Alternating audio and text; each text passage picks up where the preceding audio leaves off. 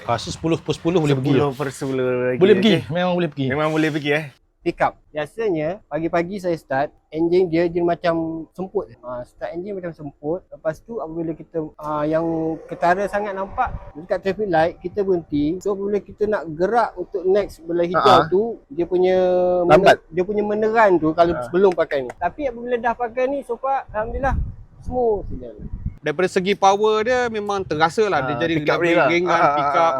Sebelum ni kereta ni kan berat lama kan. Ni kereta apa ni, bang? Kereta S5 Estima tahun? tahun 2000. Dia dah pakai. Aku ada beli satu barang ni, dia kata. Aku test pakai naik genting ikut jalan Uluyang. Minyak dah tinggal, dah dekat nak habis lah. Tinggal bawa satu bar, bawah lagi lah. Tinggal dah nak menyala merah lah. Range tu ada lebih kurang dalam 70 ke 80 lagi lah. Dia kata, dia tulis range tu. Dia pun jalan. Memang nak cari petrol pump katanya. Tak jumpa-jumpa petrol pump. Dia dah risau lah. Kalau dia patah balik, minyak cukup, power ada, dia kata.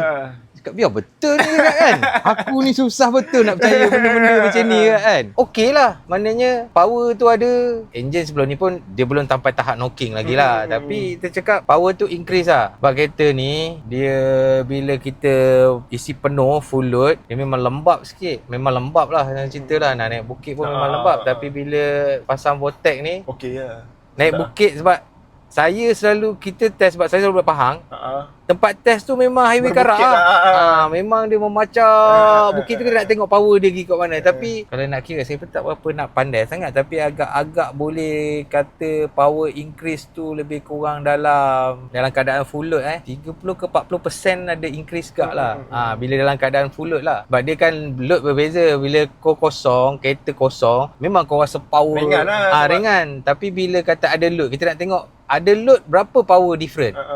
Saya tengok bila ada full load, power different antara 30 ke 40%. Enjin senyap. Ini kereta 2017. 2017. Biasalah kadang tu dia ada bunyi lah kan. Kadang start tu memang bunyi ada bising-bising sikit kan.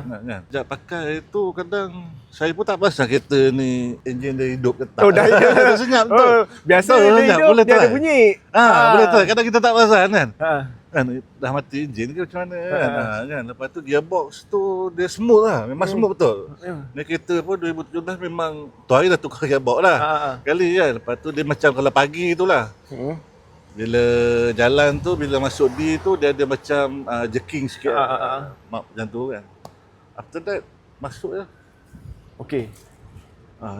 Kita memang dapat beza lah sebab kita pakai lama. hari kan. Buat Grab pula tu. Saya memang hari-hari pakai kan.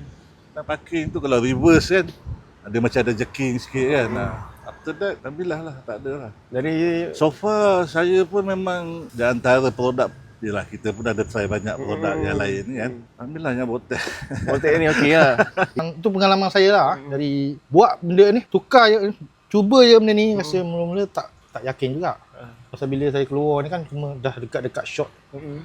Macam short term, tempat tak jauh sangat lah macam. Tapi bila dah long distance memang rasa banyak. Tak rugilah beli tu. Aircon ada semua? Macam aircon Aircon ke macam lampu? aircon kata kalau Ranger memang dia sejuk. Dia memang beku je. Kalau aircon nak rasa bezaan tak tu nampak lah. tak nampak sangat lah. Pasal dia memang ni saya pakai pun nombor 1 dan bawah sekali pun memang beku.